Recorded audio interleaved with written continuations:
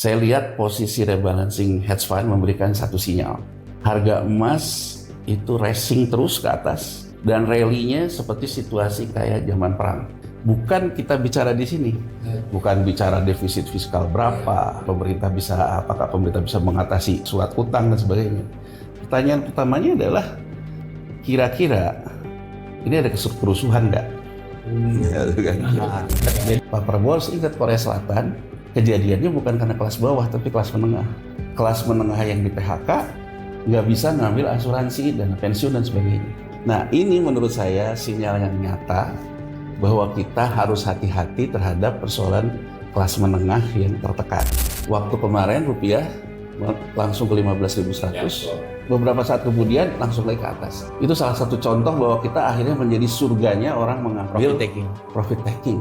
Kita selalu membuat ad hoc, satgas apa. Itu menunjukkan bahwa memang kita ini sebetulnya tidak punya planning. Begitu ngerasain ada apa-apa, buat aja satgas ini, gitu.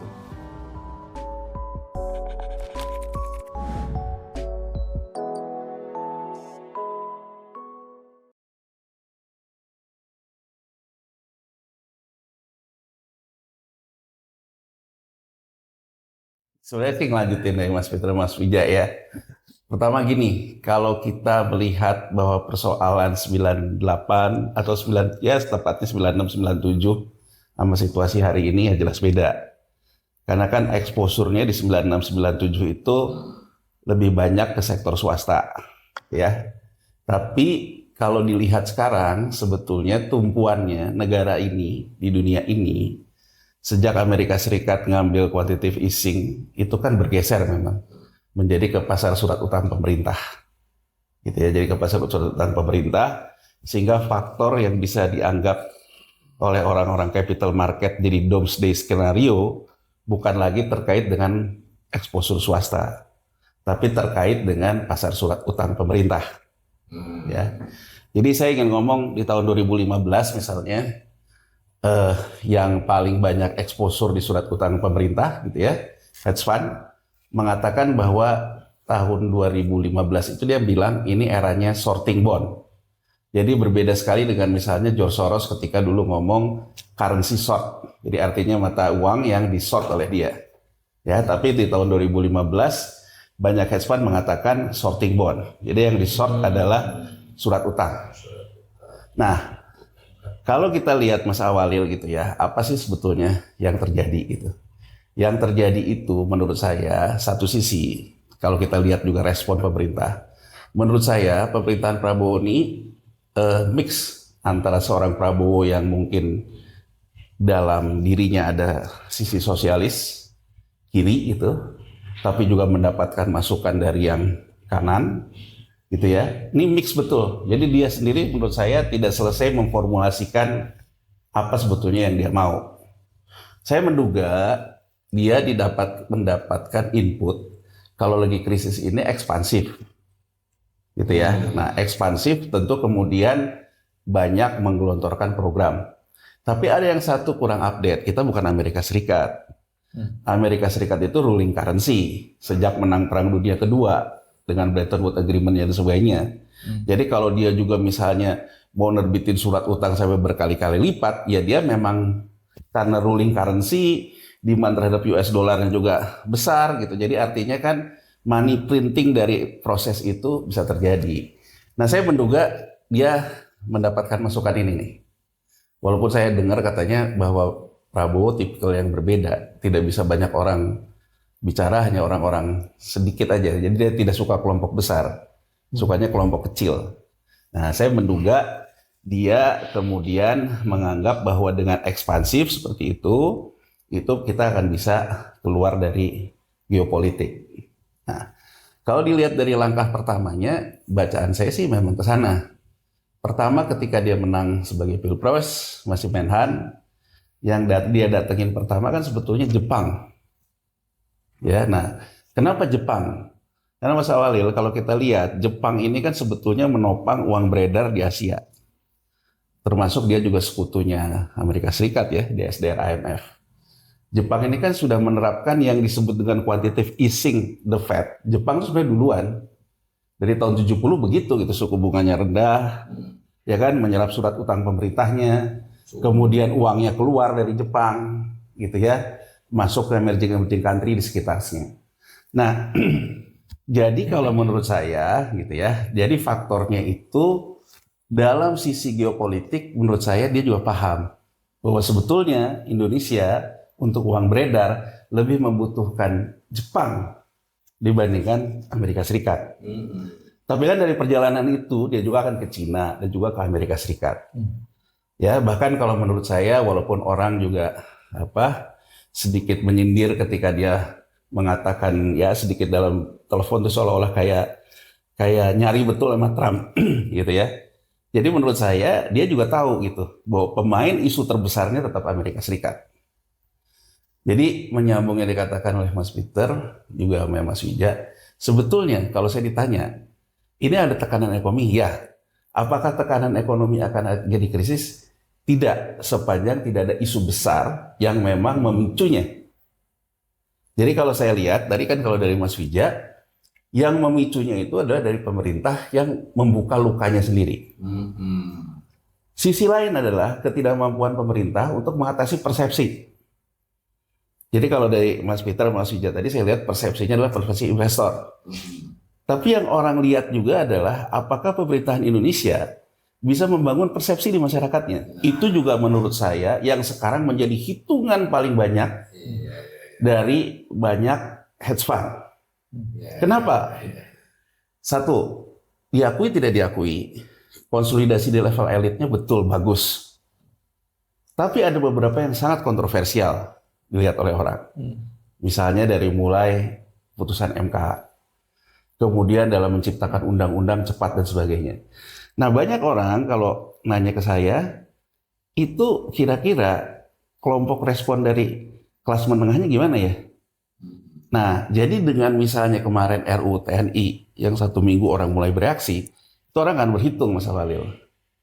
Akan berhitung dalam artian kalau Indonesia ini kembali terpicu oleh distrust oleh masyarakatnya, maka krisis itu akan terjadi. Aku ambil contoh gini deh Mas Walil. Misalnya ya, tahun 98, semua Asia kena krisis moneter. Nggak terkecuali. Tapi yang menjadi krisis ekonomi besar cuma 2, Korea Selatan sama Indonesia. Yang deket deh Malaysia gitu.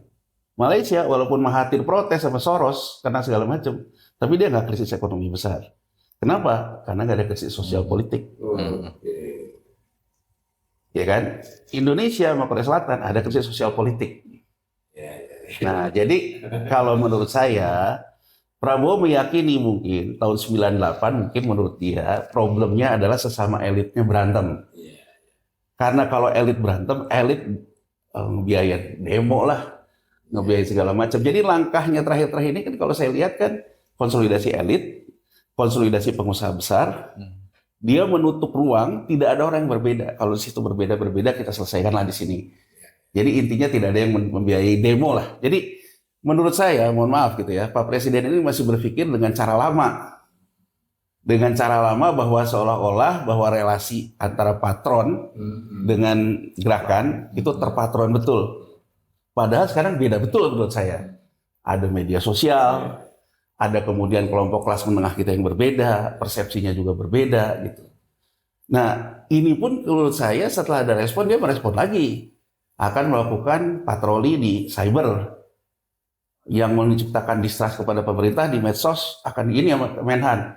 Ini Mas Walil kalau dibaca oleh orang di luar, karena kalau respon terhadap kebijakan udah dari Mas Peter sama Mas Wija lah.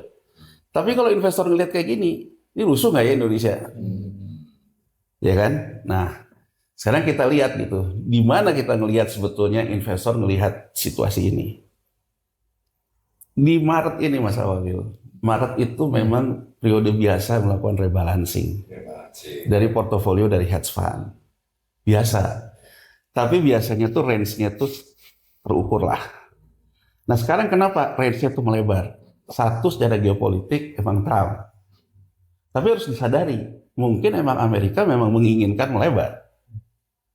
Karena kalau lihat historisnya, Amerika Serikat selalu mempertahankan dominasinya dengan dalam tanda petik kerusuhan.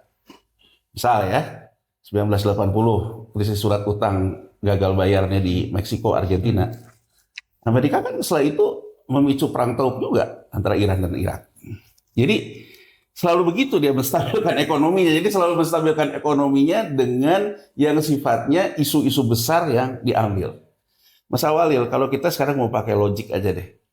Trump itu sangat melawan banyak hal-hal yang diyakini oleh orang Amerika yang liberal itu bertentangan. Misalnya LGBT, konservatisme agama. Tapi kenapa Trump dibiarkan menang? Bahkan menang kan, menang mutlak kan. Menurut saya karena memang Amerika lagi membutuhkan orang yang tipe Trump. Kenapa begitu Mas Awalil? Obama dikritik sama Trump waktu 2016, kebanyakan negosiasi, kebanyakan mediator dia bilang. Bahkan kan langkah pertama dia bilang kalau ekonomi nggak bisa tumbuh karena inflasi, naikkan aja inflasi. Sementara Janet Yellen di Februari 2014 mengatakan kita rem dulu lah kebijakan normalisasi the Fed ini karena berdampak terhadap 5 fragile countries kan, Indonesia, Turki, Brazil, Afrika Selatan sama India. Dia bilang beri kesempatan 5 ini melakukan jeda. Trump kan kayak gitu. Dia bilang kenapa kita mesti mikirin orang? Yang mesti kita pikiran tuh Amerika sendiri. Nah ini kan kemudian orang mengatakan sorting bond itu. Dan Mas Awalil kalau dilihat 2016 itu titik yield surat utang kita yang terbesar. Surat utang komersil kita sampai ke 8%-an. Rupiah kita juga melemah di situ. Nah sekarang saya ingin lihat sebetulnya kita menyadari nggak mitigasi. BI pada waktu itu setelah di reverse lagi, setelah posisi shortnya dilakukan reverse lagi kan mata uang semua menguat, lira menguat tajam, rupiah tidak terlalu tajam. Pada waktu itu alasan Dewan Gubernur BI kita nggak mau volatilitasnya terlalu lebar ke bawah. Jadi artinya Dewan Gubernur BI kan waktu itu dibilang, oh nih BI-nya main falas nih. Ya kan karena di stop di bawah gitu. Sementara yang lain dibiarkan menguat. Jadi BI itu sebetulnya Mas Awalil, dia memaintain yang namanya volatility. Nah, ini ada persepsi yang berbeda dengan masyarakat. Kalau masyarakat tuh lihat number, lihat angka. Gitu. Jadi masyarakat tuh lihat number, lihat angka gitu. Jadi begitu dia lihat 14.000, dia lihatnya kan 14.000. Sementara bagi BI kalau saya stop di sini 14.000, nanti kan volatility di sini bisa tetap saya kendalikan di range yang dikehendaki lah, terutama range yield kita atau surat utang kita di 7%-an. Nah, jadi ada persepsi yang berbeda di sini. Kenapa sekarang orang begitu ribut? Karena angkanya udah ngelewatin angka 98. Tapi kalau kita lihat volatility-nya, ini saya ingin juga kita fair, netral ya. Sebetulnya BI ada di pasar nggak ada kalau saya lihat, karena range volatility-nya walaupun rupiahnya segitu, tapi range volatility-nya itu tetap di 6,9 sampai 7,2. Jadi menurut saya ada beda pandangan nih. Makanya kan BI selalu mengatakan kita masih jauh dari krisis karena dia memanage volatility. Volatility juga memanage terkait dengan harga surat utang dan sebagainya. Tapi di mata masyarakat, oh ini dulu 98 udah lewat. Sekarang ke 16.000 sekian. Nah, menurut saya itu perbedaannya nih. Tapi masalah gini Mas Awalil. Yang tadi dikatakan oleh Mas Awalil, menurut saya memang literasi hal berat ke masyarakat itu juga kurang. Jadi masyarakat itu kurang diberikan pemandangan ini tuh sebetulnya manage apa gitu. Apa yang disebut dengan angka ini. Jadi itu Mas Awalil pandangan saya. Nah ini kalau dibiarkan akan mengakibatkan orang semakin menumpuk emas. Kenapa? Karena orang melihat ketidakpastian. Ya kan? Fasilitasi numpuknya. Ya, lubang emas, dekat emas. Nah, saya mungkin menutup di terakhir ini. Kalau dilihat di Maret ini, kita udah mau akhir nih Maret. Saya lihat posisi rebalancing hedge fund memberikan satu sinyal. Harga emas itu racing terus ke atas. Dan rally-nya seperti situasi kayak zaman perang. Jadi jangan dilihat harga emas tahun 68 masih di berapa sekarang 30.000, harganya beda. Tapi rally-nya itu kenaikan tiap ini. Nah rally-nya itu seperti ke era-era lagi perang. Ini rally harga emas sekarang udah di 32 ribuan sekian. US dollar per ton ya. Kedua yang saya lihat harga copper ya. Copper itu tembaga. Jadi kalau di Amerika Serikat, di Cina dan di India, kalau sektor manufakturnya itu sudah bekerja, rasio antara copper sama emas itu naik. Jadi artinya orang sudah mulai memindahkan yang namanya ketidakpastian di emas, dipindahkan mulai belanja untuk produksi. Yang menarik di rebalancing bulan ini, harga coppernya pun rally. Tapi rasionya tetap turun. Nah, ini yang kita bisa memaknai, berarti memang Trump main isu inflasi tinggi itu memang dia mau. Jadi perang tarif yang Trump lakukan bisa dibaca dari sini. Bahwa Trump memang menginginkan inflasi naik, kalaupun orang berproduksi, harga coppernya naik. Di satu sisi, dia juga menginginkan dunia stagflasi kan, perlambatan ekonomi. Dilihat dari emasnya juga naik. Nah, jadi dalam posisi kayak gini menurut saya, apa yang dilakukan oleh Presiden sekarang ini, oleh pemerintah, dibacanya tuh gini, seolah-olah kita dalam kondisi yang penuh ketidakpastian. Kondisi fiskal kita juga follower, bukan ruling currency. Kita mempertaruhkan di meja seluruh apa yang kita punya di saat kita sebetulnya dianggap tidak memiliki kemampuan. Dan ini menurut saya berbahaya. Resikonya tinggi banget. Resikonya tinggi. Jadi dengan kata lain menurut saya, dengan mengatakan bahwa sekarang kita nggak punya duit, tapi memulai era SWF, orang kan semua baca. Berarti mau melakukan sekuritisasi di dan antara yang holding operasionalnya. Tapi langsung seluruh BUMN kita. Ibarat kata, kalau di pasar modal yang ngomong don't put your egg in one basket, kita put semua telur dalam satu basket. Enggak cuma telur. Ayam-ayam.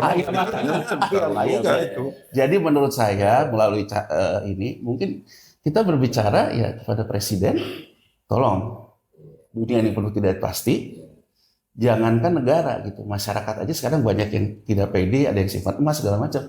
Masa negara akan bertaruh dengan seluruh ayam-ayamnya dan telurnya di tengah situasi yang tidak pasti? Menurut saya ini masalah yang bisa memicu pada akhirnya jadi krisis. Apalagi kalau nanti sekuritisasinya seperti Mas Uja bilang ke perumahan, ke segala macam. Jadi itu aja menurut saya masalahnya. Jadi kalau menurut saya, kalau sepanjang kita bisa manage, mungkin kita akan susah sama-sama. Tahun 2025 ini kita akan susah lah. Tapi tidak sampai krisis. Sampai krisis karena tidak ada masalah di Iya. persoalan sosial politik.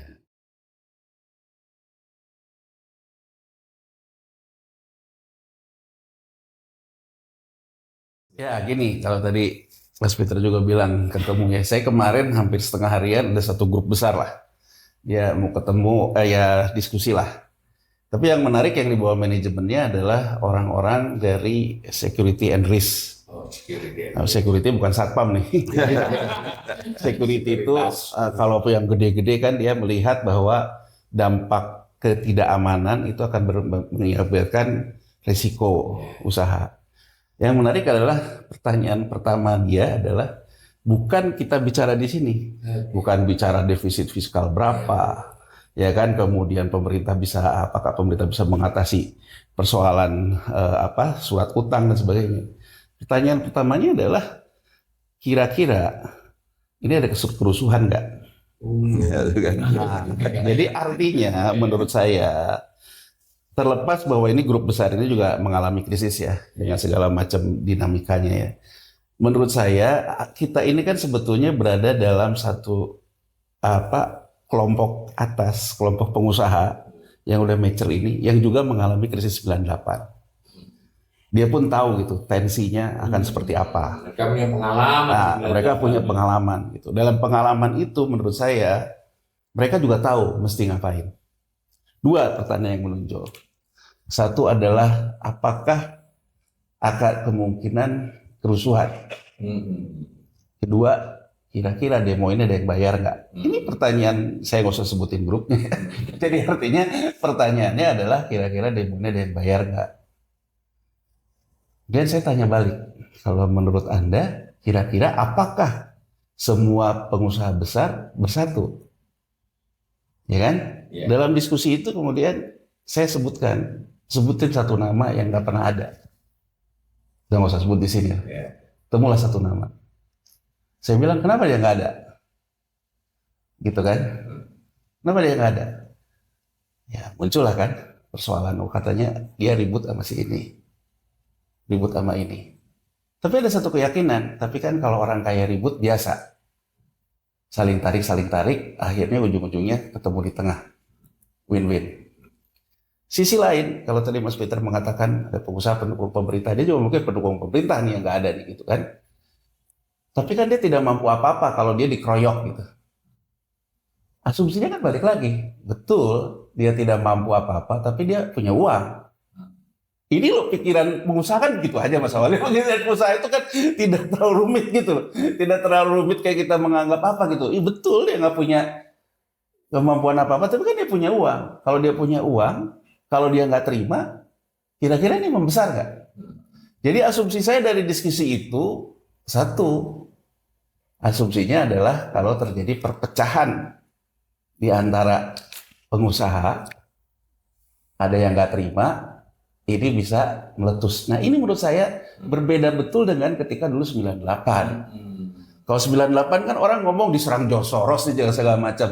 Menurut saya dengan pertanyaan itu saya menyimpulkan gitu, persoalan ada dalam diri kita. Sama dengan Peter nih tadi. Jadi persoalan itu ada dalam diri kita sendiri gitu loh, yang mungkin salah manage juga. Karena kan gini Mas Awalil ya, dalam banyak kesempatan orang juga menganggap bahwa ini yang dipanggil-panggil ini pada akhirnya nanti disuruh beli obligasi dan antara lah. Walaupun diberikan sweetener, family office, bebas pajak dan sebagainya. Tapi kan kembali lagi pertanyaannya, kira-kira ada yang ngungkit-ngungkit nggak? Karena kan gini loh, bayangin aja, kalau nanti misalnya apa yang dikatakan masyarakat SPT-nya ini bakal diperiksa ketat nih setelah Maret ini, tahu-tahu ada family office, tahu-tahu Mas Awalil dicari AdSense-nya ini berapa, ya kan berapa dapat pajak, dikejar-kejar, orang marah juga lama-lama. Kenapa saya dikejar? Yang sana dikasihkan family office. Padahal pikiran pemerintah mungkin sederhana juga, karena pemerintah butuh duit, yang punya duit ini saya berikan insentif. Tapi di level masyarakat komunikasi itu belum tentu linear. Masyarakat melihatnya belum tentu linear. Masyarakat melihatnya tetap sangat tidak linear. Tidak linear. Masyarakat tetap melihatnya adalah kesenjangan kelas. Dan ini yang bahaya Mas Awalil. Kalau sampai terjadi perang kelas karena merasa ada ketimpangan ini, menurut saya, jadi kalau kembali ke pertanyaan Mas Awalil, apa yang akan memicu? Satu, menurut saya, kalau saya pandang dari Pak Prabowo, dia selalu bilang, sambil bercanda soal saham dengan kabinetnya itu, saham boleh naik turun, tapi pangan nggak boleh jatuh. Sekarang kalau kita lihat, gabah, ya kan, begitu panen, yang jaga kan TNI Polri. Jadi menurut saya, cara berpikir Presiden Prabowo, mungkin ketika dia jadi menteri waktu zaman Pak Jokowi, ketika kemarin harga beras naik, dan Bulog tidak punya cadangan beras untuk mengintervensi pasar, karena alasan Bulog, dia nggak dapat gabah dari petani. Kalau narasi yang dikembangkan oleh Presiden Prabowo dan Mentan, itu karena sebetulnya dikerjain tengkulak. Jadi kan tidak boleh ada lagi yang dapat harga di bawah 6.500. Tapi Mas Awalil, kalau kita tanya ke petani, sebetulnya dia itu ditambah 500 sama industri penggilingan beras-beras premium itu. Jadi Bulog itu sebetulnya nggak dapat ya karena ada sebelah yang nawarin tambahin 500. Karena kan harga dari ketentuan Bulognya 6.500. Jadi dalam hal itu saja menurut saya kan kemudian Presiden Prabowo mengatakan pendekatannya kan memang sangat seperti itu, komando kan. Dia telepon ke Ketua Asosiasi Beras, kamu menghadap saya ya. Jangan kamu kerjain petani itu di harga di bawah Bulog. Bukan itu sebetulnya yang terjadi. Yang terjadi itu sebetulnya Bulog itu menjadi tidak bisa menyerap gabah karena persoalan ada harga yang dilebihkan. Nah kalau kita lihat pendapat yang tadi dikatakan Mas Peter yang ngomong lebih baik kasih makan gratis daripada lapangan kerja, dan di sisi lain juga dia bilang bahwa sebetulnya gabah itu mendapatkan pupuk subsidi. Karena kalau itu pupuk subsidi berarti kan sebenarnya itu soal tata niaga kan, soal tata niaga yang memang harus diatur berapa kuota yang nanti bisa diberikan ke pelaku bisnis premium. Tapi responnya nggak begitu saya lihat. Tadi saya pikir itu mau mengatur tata niaga gitu. Jadi tadi itu saya pikir itu mengatur tata niaga, ketemu dengan asosiasi beras. Ternyata sekarang diturunkan menjaga panen. Dengan kata lain harus diserahkan ke Bulog. Ini Mas Awalil, mungkin tahap-tahap awal petani mungkin takut ya. Kita kan takut terhadap aparat. Tapi kalau nilai tukar petaninya melemah gara-gara ke Bulog, sementara kemarin sudah biasa kasih 7.000, kasih 8.000, ini juga bisa marah loh Mas Awalil. Jangan salah loh, ini juga bisa melakukan perlawanan juga. Apalagi kalau lihat aparatnya yang kaya, dianya nggak kaya gitu loh. Jadi maksud saya ini tuh jangan segala sesuatu diselesaikan dengan komando gitu loh Mas Awalil. Kan respon itu kan harus dengan kebijakan. Ini juga bisa memicu. Kan simpelnya menurut saya cara berpikir Presiden Prabowo, asal di bawahnya nggak bergejolak S98, nggak akan terjadi. Makanya yang dia lakukan, saya ambil beras, saya ambil gabah, maka di bawah akan selalu saya kasih makan. Nah tapi kalau ini gagal, meledak. Tapi saya juga ingin mengingatkan, Pak Prabowo harus ingat Korea Selatan, kejadiannya bukan karena kelas bawah, tapi kelas menengah. Kelas menengah yang di PHK, nggak bisa ngambil asuransi, dana pensiun, dan sebagainya. Kita saat ini mungkin JKP 6 bulan, Mas Awalil. Untuk pengganti tidak boleh mengambil JHT. Kalau 6 bulan berikutnya nggak dapat kerjaan, mulai gelisah. Mulailah bicara tentang JHT. Kenapa JHT nggak bisa diambil?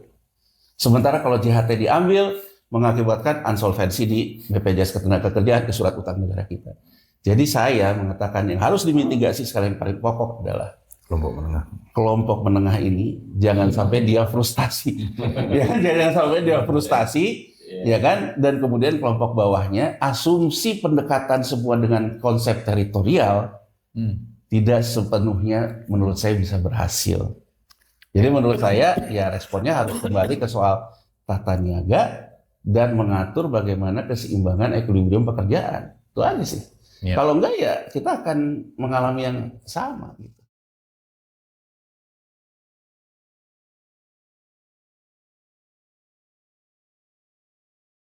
Mungkin gini Mas Walil. Jadi kita lihat parameter di Maret ini ya. Maret ini seperti saya bilang secara global kelihatannya memang responnya menuju stagflasi ya. Jadi artinya dengan emas tetap naik, kemudian Cooper juga naik, tapi rasio Cooper bagi emas tetap turun. Berarti kan sebetulnya memang mendorong ongkos produksi naik. Itu artinya inflasi. Tapi kemudian dengan emasnya naik berarti dibiayai oleh wealth management. Nah, kalau dibiayai oleh wealth management, berarti volatilitas itu akan makin tinggi. Nah, kalau volatilitas makin tinggi, jadi artinya gini, gampangnya gini. Berarti orang untuk membutuhkan likuiditas yang dikatakan Mas Arief tadi, tidak dari sisi pendapatan produksi. Bacanya kan gitu. Berarti orang akan mengandalkan pendapatan dia di sektor keuangan. Nah, kalau kita bicara pendapatan di sektor keuangan, kan ini ada klasternya. Klasternya kan kalau yang misalnya yang kelompok kaya, dia pasti akan melakukan hedging. Maka dia akan mendapatkan pendapatan dari hedge fund namanya. Kalau yang misalnya di bawahnya lagi, dia mungkin akan lebih tensinya ke trading, tapi bayar sendiri. Ya kan? Nah kalau yang di bawahnya boro-boro mikir itu gitu loh. Boro-boro mikir itu yang ada pinjol juga nyangkut, kartu kredit juga nyangkut. Nah, jadi menurut saya sinyalnya sebenarnya sudah sangat jelas Mas Awalil. Kalau kita lihat dari kelompok di bawah ya, non performing NPL-nya pinjol, ini pinjol legal nih, pinjol yang diumumkan OJK, itu naik dari biasanya NPL-nya 2023 di 2,2-an, itu naik ke 3,7 dengan nilai transaksi yang lebih tinggi. Berarti kan angka NPL-nya pun lebih tinggi. Ya, nominalnya. Nominalnya. Kemudian kartu kredit, dari data asosiasi penerbit kartu kredit kita tuh dalam 5 tahun terakhir average itu 1,2 kalau berdasarkan data asosiasinya. Di tahun 2024 2,7 NPL-nya dengan nilai transaksi yang naik.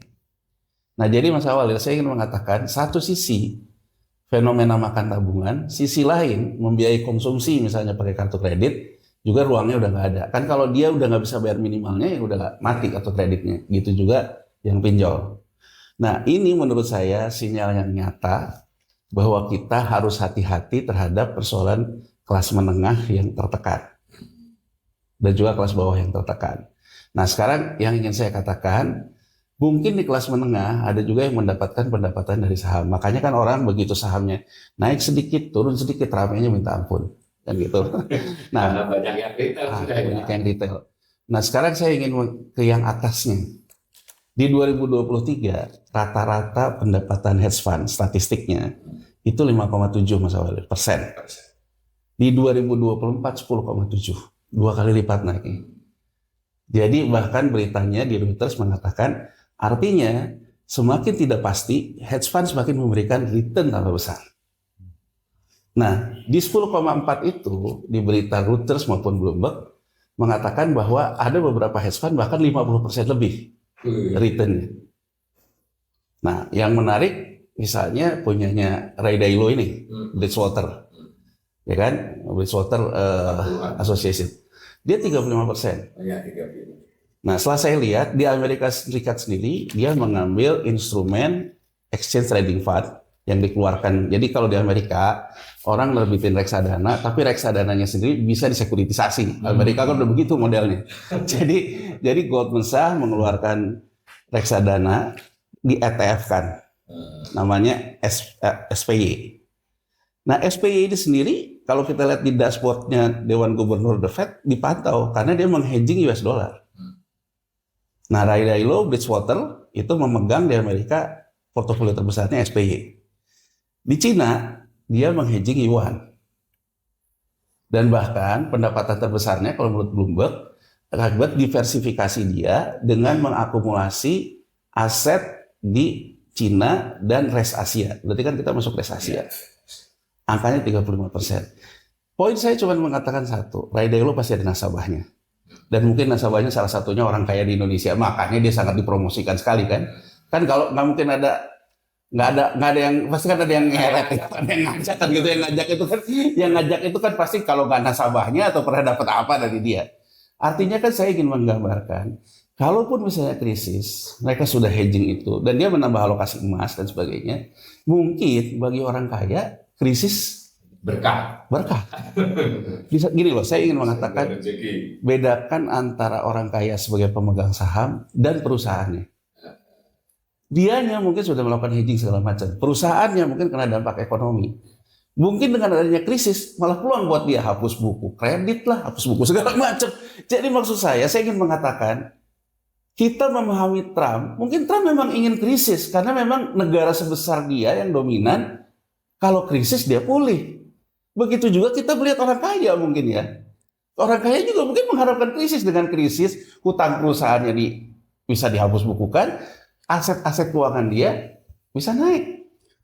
Jadi saya ingin mengatakan Mas Awalil, pemerintah terkait dengan respon ini, berhentilah untuk memikirkan orang kaya. Orang kaya udah bisa mengurus dirinya sendiri. Jadi artinya maksud saya gitu loh, berhentilah berpikirkan tentang orang kaya gitu ya, tentang pengusaha. Karena dia sudah bisa memikirkan dirinya sendiri. Anda paksa juga dia untuk menjalankan usahanya, kan tergantung persepsi dia. Persepsi dia sendiri, ekonominya bisa jalan nggak gitu. Kalau nggak jalan ya dia iya aja gitu. Tapi nggak dijalanin gitu loh. Jadi maksud saya berkomunikasilah justru dengan kelas menengahnya yang sekarang lagi kesulitan. Nah jadi kalau menurut saya, kalau pemerintah tidak bisa mendelivery pekerjaan, menurut saya kita punya persoalan serius nih. Nah, jadi maksud saya jangan sampai juga gini, karena kalau saya lihat di 2025 ini di Maret, range volatility kita tuh melebar. Di antara semua negara melebar. Saya ngambil contoh tadi Mas Awalil.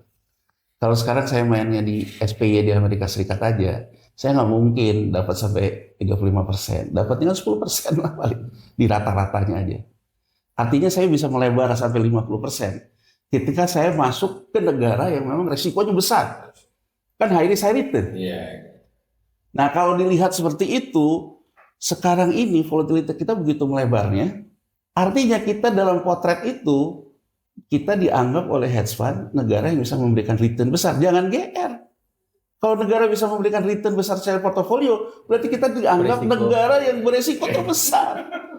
Ini gitu loh maksud saya. Data Maret ini memberikan indikasi itu. Memberikan indikasi bahwa itu melebar. Pemerintah harus melihatnya ke sana. Jangan persoalan bahwa krisis masih jauh segala macam. Tapi setidaknya dalam postur portofolio. Berarti portofolio kita dianggap sebagai negara yang bisa memberikan return besar. Kalau bisa memberikan return besar, artinya risknya juga besar. Nah, ini menurut saya, begitu nanti dijalankan apa yang disebut dengan, jadi kalau beberapa orang kaya yang saya lihat, pertanyaan cuma satu, ini udah ke bottom belum? Dia ke bottom tuh ke bawah. Karena bagi dia, kalau udah sampai ke bawah, mentok, pasti ekonomi akan ke atas lagi. Tapi kalau masih begini, dia juga nahan-nahan main kopling gitu. Ibaratnya mobil tuh dia main kopling. Jadi dia selalu bertanya, ini udah sampai ke bottom belum gitu. Pertanyaan selalu begitu Mas Awalil. Nah, jadi menurut saya, untuk sampai ke bottom itu pasti butuh isu besar. Nah, jadi saya hanya ingin mengatakan kepada pemerintah, hindarilah hal-hal kontroversial. Misalnya untuk apa sih ribut dengan masyarakat sipil, misalnya tentang RUU TNI, Polri. RUU Polri, hiruk pikuk dan antara. Menurut saya kita first thing first dulu lah. Nah, Selesaikan dulu masalah yang pokok yang harus kita selesaikan. Bersatu dulu. Kemudian dapat sinyal yang harapan yang sama-sama. Baru nanti setelah dunia ini go to bottom, jangan di kita gitu loh. Ya bottomnya terserah di mana gitu. Jadi artinya bottomnya. Nah kalau sekarang menurut saya dengan responnya kayak gini, seolah-olah selalu mengatakan, kita harus jatuh sama asing. Tapi pertanyaan saya simpel. Kita mancing asing untuk melakukan bottom di kita enggak? Jadi saya hanya ingin mengatakan dengan yang berkembang akhir-akhir ini, seolah-olah tuh kita menantang. Menantang asing untuk go to bottom di kita. Dan ini berbahaya menurut saya. Jadi harusnya justru kalau menurut saya, Presiden melihat pentingnya pasar modal, bukan persoalan pasar modal itu judi atau tidak judi, bukan persoalan pasar modal itu tidak orang desa nggak main saham, tapi ini permainan persepsi yang berlaku di dunia. masih berlaku. Ya berlaku di dunia. Dan kalau Anda biarkan ini persepsinya overshoot terlalu banyak, dampaknya itu tidak hanya di orang yang pegang saham. Nah, jadi saya ingin mengakhiri Mas Awalil, saya hanya ingin mengatakan US Dollar Index itu sebetulnya melemah, banyak currency negara lain itu menguat, kita dalam posisi yang sama tetap melemah. Kemudian kemarin karena dividen bank BUMN semua RUPS, setiap RUPS karena dividennya segitu kan dengan beli segitu yieldnya masih 9% Mas Awalil. Jadi kalau saya beli kemarin dengan harga segitu, dividennya udah diumumin, saya dapat 9%. Hari ini karena udah turun lagi nih harganya. Jadi maksud saya kita tuh jangan melihat satu episode gitu. Dan saya ingin mengatakan posturnya kok kelihatannya kita shortnya besar ya. Jadi shortnya besar itu dilihat dari tadi di tengah US dollarnya menurun, kenapa kita tetap melemah rupiahnya? Harusnya kita menguat. Nah, berarti ini ada proses short. Ini plus ada intervensi BI loh Mas Awalil. Nah, jadi maksud saya ingin mengatakan sinyal di Maret ini kelihatannya kita di value sebagai negara yang penuh dengan isu, penuh dengan resiko. Jangan kaget kalau besok Maret tahu-tahu saham misalnya, wah bangkit lagi dari segala macam. Tapi jangan GR. Volatilitasnya itu melebar. Itu justru menurut saya awal dari masalah. Dan saya ingin mengingatkan aja Mas Awalil. Waktu kemarin rupiah langsung ke 15.100. Itu salah satu contoh. Beberapa saat kemudian langsung naik ke atas. Itu salah satu contoh bahwa kita akhirnya menjadi surganya orang mengambil profit taking. Dan itu akan berbahaya karena profit taking selalu pada akhirnya akan go to bottom, ke bawah. Dan pasti akan main isu. Jadi menurut saya hanya ingin menyampaikan pemerintah jangan mancing-mancing isu deh. Nggak usah mancing-mancing isu, respon biasa gitu. Dan kemudian mungkin kita banyak konsolidasi dengan masyarakatnya sendiri. Itu aja sih masalahnya. Kalau enggak, menurut saya kita akan kena di masalahnya. Walaupun sebetulnya fair. Apa yang dilakukan sejak 2023 oleh BI, oleh Menteri Keuangan dan sebagainya, sebetulnya kan ngunci harga sun. Ya. Karena memang kalau harga sunnya jatuh, Yieldnya naik. disitulah bukan hanya yield masalah. Yang jadi problem utama itu adalah insolvensi di BPJS karena BPJS sudah pegang 84%. Nilainya jadi turun. Nah, insolvensi karena kan insolvensi kan nggak boleh kurang dari 70 kan jaminan sosial. Kalau dia bisa menurun di bawah 70, kehilang kepercayaan terhadap kita. Ya kan, belum KAR perbankan. KAR perbankan juga kan aset produktifnya di Sun. Jadi sebetulnya dalam lari maraton dari 2023 sampai hari ini, pemerintah dan BI itu berupaya keras harga tuh tetap di 97,96. 97,96, dia nggak mau turun ke bawah 95. Karena kalau dilihat di 2016 sampai ke 90, yieldnya 8%. Mungkin yieldnya sekarang dekat-dekat mas awal udah 7. Tapi persoalannya harganya itu loh. Harganya masih ya. Nah, karena harga akan berdampak ke neraca karena ada standar akuntansi kan. Jadi kalau menurut saya itu yang coba dilakukan. Nah, isu besar terkait dengan efisiensi dan sebagainya, defisit pemerintah, penerimaan pajak sangat erat kaitannya sama Sun ini. Bisa jebol juga itu ya. Bisa jebol. Kan gini loh, orang itu kan sama aja saya lari gitu. Kalau saya nggak kuat lari masa lalu gitu. Tapi bisa aja kan orang lari cepat gitu, saya lari pelan gitu. Ya kan, tahu-tahu yang di sini kehabisan napas, saya disusul kan. Jadi jangan sampai ini kehabisan stamina dalam operasi yang dilakukan ini. Kemudian stamina akan habis di mana? Ya kalau penontonnya ke lapangan, rusuh. Tidak lagi. Tidak bisa lagi ada permainan, stamina akan hilang. Jadi ya saya hanya ingin mengatakan itu aja. Jadi jangan sampai terjadi yang namanya gejolak itu aja. Sejauh ini sih bisa memanage. Bisa. Beliau mengkhawatirkan dengan berbagai isu yang di luar soal teknikal keuangan itu bisa menggembur ini. Nah, salah satu contohnya yang Mas Wijaya katakan tadi, ini kan menahan ya. Menahan kan naiknya biaya moneter. Tapi kalau misalnya direalisasikan membeli SBN baru yang 150T untuk perumahan, BI menurut saya nggak punya cukup equity loh. Ya kan, bentar ya kalau menurut saya ya, hitung-hitungannya kan akan begitu. Belum lagi kan orang juga akan berpikir gitu. Emang Indonesia menerbitkan subprime mortgage ini, gini loh. Kalau di Amerika Serikat kan, dampaknya itu waktu subprime mortgage diterbitkan, ketika suku bunganya rendah. Kan dia itu menjadi gagal bayar ketika si Greenspan naikin suku bunga mendadak tinggi kan di 2024. Yang menjadi pertanyaan saya, betul sih sekarang BI rate ke bawah, tapi SBI-nya tinggi kan? Jadi maksud saya sebetulnya kita tuh bener nih serius nih memulai yang namanya kredit perumahan untuk pendapatan rendah di saat tren dunia suku bunga tinggi dan suku bunga real kita juga nggak rendah. Nah menurut saya nggak rasional gitu kalau kayak gitu. Jadi itu kan menurut saya tuh nggak rasional. Jadi ya dikaji ulang lah. Saya berharap ya Gubernur BI independen dalam hal ini. Independen itu kan bukan berarti tidak campur tangan pemerintah, tapi dia juga memberikan pandangannya gitu. Yang secara clear ya gitu. Kenapa porsi terbesarnya ke pemerintah? Karena kalau 9798 pemerintah untuk pembiayaan fiskal hutangnya bukan surat hutang komersil. Kita itu kalau sekarang kan surat hutang komersil yang ada di pasar keuangan. Oh, sangat bergantung dengan dinamika pasar keuangan. Jadi kalau kita lihat dari jumlah uang beredar M2 nih di M2 yang terutama setelah kena faktor pasar keuangan. Transaksi SUD itu yang paling besar, saham itu kecil, gitu loh. SUD pasar obligasi, yang di pasar obligasi, yang di pasar sekundernya, itu kan. Makanya dari tadi saya bilang pemerintah pun menyadari sama BI, dia kuncilah sejak 2023, karena pernah mengalami di 2016. Di 2016 kan, kalau 2016 itu belum menerapkan standar akuntansi baru. Ya kan, jadi artinya faktor impairment itu masih pakai rasio menghitung berapa persen aset produktif. Nah, kenapa pemerintah responnya sangat mengunci surat utang negara di 2023? Karena 2020 udah standar akuntansi baru. Dia tidak pakai diskonto lagi. Jadi kalau misalnya turun, ya langsung terlihat di bukunya. Sementara KAR-nya juga aset produktifnya juga memegang surat utang pemerintah. Makanya coba dilihat nih, kenapa BI men-shifting perbankan turun Sun-nya sejak 2023 sampai sekarang, tapi perbankan naik SRBI. Sebetulnya dari sisi game changer ya, menurut saya yang dilakukan game changer. Dia coba mengubah permainan agar perbankan tidak terlalu bertumpu karnya ke Sun. Tapi yang jadi problem adalah asuransi, dana pensiun, BPLK, dan BPJS, terutama BPJS Ketenagakerjaan. Masih di Sun.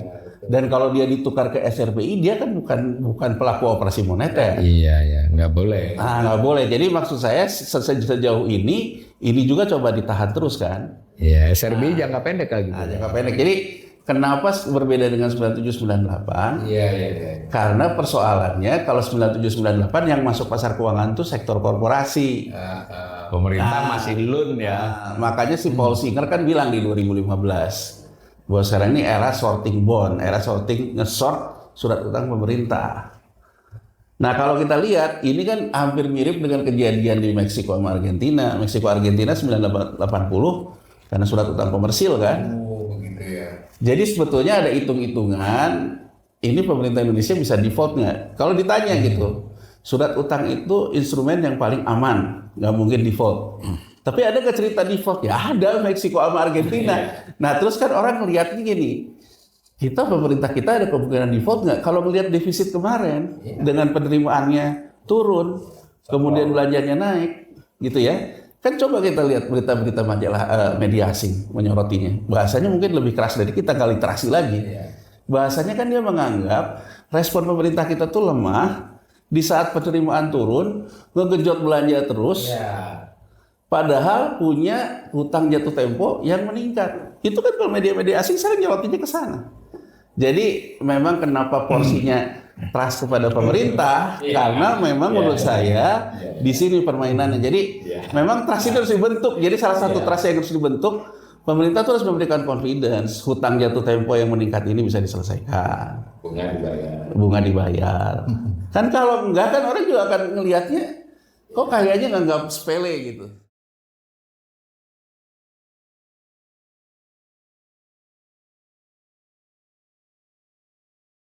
Ya sama sih, sama kayak Mas Wija bilang nggak konsisten ya, kita mau demand side atau mau supply side. Kemudian juga konsistensinya juga sebenarnya kita tuh mau cetak uang, ya kan? Ya cetak uang dalam artian kebijakan ini ya, kebijakan. Tapi saya mungkin ingin mengulang apa yang saya utarakan di awal, Mas Walil. Saya melihatnya gini, jadi kelihatannya Presiden Prabowo ini mendapatkan input tentang modern monetary theory, MMT yang disebut oleh Mas Arief, Milton, ya kan? Nah dengan Milton Friedman segala macam. Ya. Nah kemudian dia ingin mencoba melakukan yang namanya counter cyclical, tapi dengan melakukan swap lah antara fiskal dan moneter. Nah, tapi mungkin dia juga mendapatkan input, mungkin dari Menteri Keuangan atau dari siapa ya, karena Menteri Keuangannya masih sama kan, bahwa prosesnya itu tidak mudah. Karena persoalannya selama ini, misalnya gini, kadang-kadang menjadi pemerintah itu butuh juga keberuntungan. Misalnya ya, ketika mau menjelang pemilu 2009, 2007, crash subprime mortgage, jatuh terus. Semua orang bertaruh, SBY susah maju lagi di 2009. Mendadak Amerika Serikat melakukan yang MMT tadi di bulan Maret. Sehingga uang banjir rupiah kita menguat begitu tajamnya. Kita mendapatkan limpahan likuiditas dari operasi itu, malah dia seolah-olah keluar dari krisis. Bahkan waktu itu diklaim kan, bahwa kebijakan di Senturi tepat. Sebenarnya kan nggak ada kaitan juga sama kebijakan di Senturi. Tapi memang pemerintah itu butuh keberuntungan. Gitu. Mereka butuh keberuntungan terhadap kondisi yang ada. Nah kalau dilihat kan sejak itulah sebetulnya surat utang negara kita banyak diterbitkan. Tapi persoalan kata Mas Wija tadi, belanjanya sebetulnya counter cyclical ini ke supply side atau ke demand side. Itu kan campur aduk nih. Nah, 2013 misalnya, 2013 setelah tapering off, wah kelihatannya, tapi SBY udah nggak mencolokkan lagi kan. Nah, kemudian kita lihat gitu, masuk 2014. 2014 ketika Jokowi memulai, dia juga beruntung juga. Karena kayak saya bilang tadi, Janet Yellen bilang ke Kongres, kita jeda dulu. Karena kasihan nih, 5 fragile country. Banjir lagi likuiditas. Menerbitkan lagi lah surat utang dan sebagainya. Di situ juga kelihatannya Presiden Jokowi menganggap bahwa dia bisa push ke counter cyclical yang kalau dia kan kelihatannya lebih ke infrastruktur dan sebagainya. Nah, di 2016 kena cobaan karena Trump masuk kan. Ya kan, Trump maunya kan nggak bisa lah kita harus jadi raja tegal gitu, nggak usah mikirin negara lain moderasi dan sebagainya. Kena kan, kena. Kebijakannya menjadi kalut lagi, hampir mirip dengan sekarang kan, menjadi kalut lagi antara memilih BLT sama ini kan, jadi kalut. Tapi kemudian kan ya kembali lagi, beruntung lagi. Kenapa beruntungnya lagi? Karena ternyata Amerika Serikat ini kan di 2016 itu juga dia defisit migas. Si Trump bilang Amerika nggak mungkin ada pertumbuhan kalau oil and gas-nya tidak naik. Naikinlah harga gas. Melonjaklah harga amoniak kan. Nah sementara kita juga terlepas dari yang dikatakan Mas Arief tadi bahwa kepupuknya juga punya pengaruh. Tapi kan harga amoniak diekspornya juga melonjak gara-gara persoalan yang dilakukan harga gas yang dibalancing begitu rupa oleh Trump. Beruntung juga. Nah jadi dalam kondisi beruntung kayak begitu sebetulnya nggak terasa ketika kita itu kualitas belanja itu tidak terasa. Padahal buruk kualitas belanjanya. Jadi ketika kita banyak duit ya kualitas belanjanya itu buruk. Bahkan saya ingat betul gitu. Ketika Sri Mulyani comeback di 2016 itu kan ketika posisi Trump 1 itu.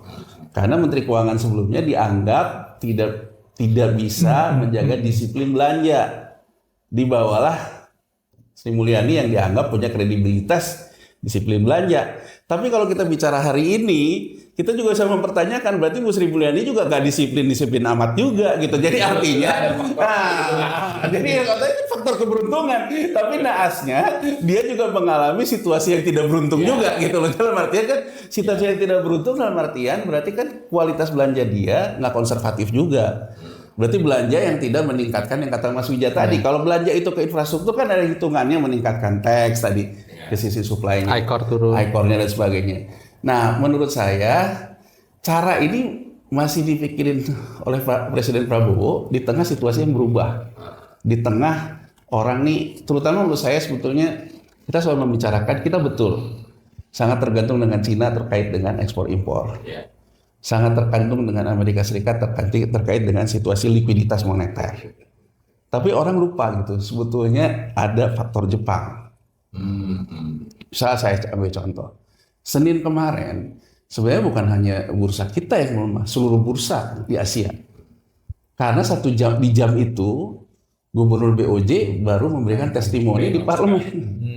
Dan dia mengatakan yang tadinya diprediksi pasar, bahwa dia akan meninggalkan kebijakan ortodoknya, yang suku bunga rendah dan sebagainya yang dipercaya oleh Jepang sejak 1970, pasar memprediksi itu akan dilakukan di Juli.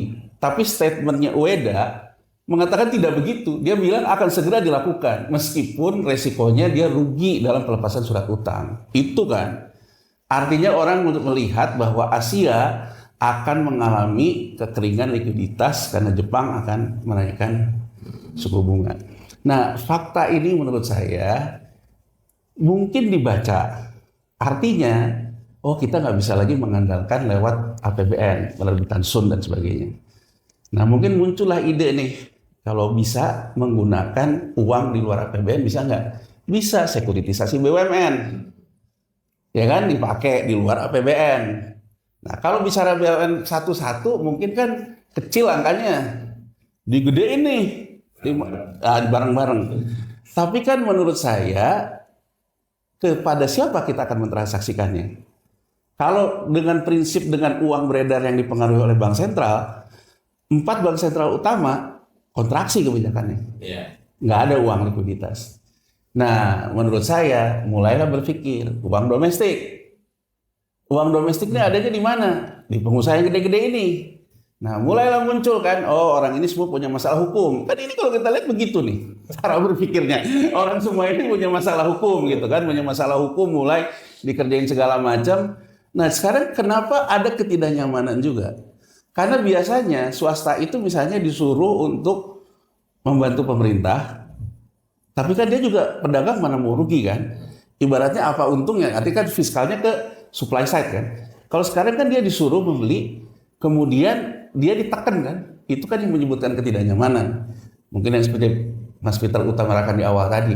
Ada ketidaknyamanan Mas awal itu. Karena modelnya itu seolah-olah setengah dipaksa. Nah, jadi kalau menurut saya, cara berpikirnya itu juga acak-acakan nih. Antara pro-cyclical, counter-cyclical, ya kan? Kemudian fiskal moneter ditambah sekarang misalnya pakai Danantara. Nah, uang ketiganya menurut saya berpikir model Robin Hood.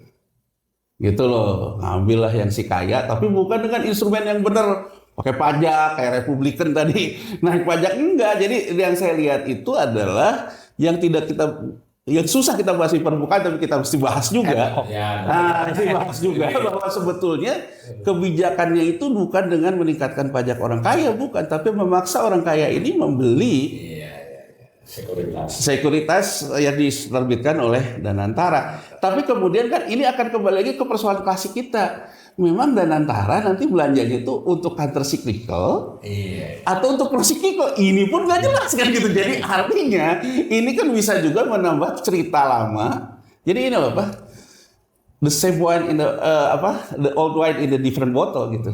Kalau dulu wine-nya kita masukin ke Sun, kualitas belanjanya jelek, besok kan bisa terjadi ganti botolnya ke Danantara, kualitas belanja tetap tidak jelas supply sama. Ya, saya highlight sebentar. Yang beliau sampaikan baru saja ini menjadi sumber inkonsistensi kebijakan di Indonesia. Karena ada begitu banyak kebijakan yang sifatnya tidak sistematis tetapi diskresi. Yang barusan disampaikan ini diskresi. Ada masalah diskresi. Akhirnya saling bertabrakan. Dan itu bisa dilihat kita selalu membuat ad hoc satgas apa. Itu menunjukkan bahwa memang kita ini sebetulnya tidak punya planning. Begitu ngerasain ada apa-apa, buat aja satgas ini. Itu. Jadi menurut saya sekarang ini mungkin saatnya presiden ini merenung lah. Sebetulnya dia mau apa? Ya kan, kalau dia memang mau counter cyclical kemana? Kalau mau pro cyclical kemana gitu? Dan menurut saya kan pada akhirnya pemerintahan ini dibutuhkan oleh rakyat yang tidak mampu, Mas Walil. Kalau orang kaya menurut saya mereka sudah melakukan hedging. Ya. Jadi maksud saya presiden harus bisa mengkomunikasikan juga dengan bahasa baik bahwa Anda boleh hedging uang, return, ketidakpastian. Tapi kalau Anda nggak aman, emang berapa tahan sih Anda nggak makan rendang gitu misalnya. Jadi kan gitu loh. Jadi artinya kan presiden harus punya kemampuan komunikasi itu yang mengarahkan bahwa kelas atas bertransaksi dengan kelas di bawahnya.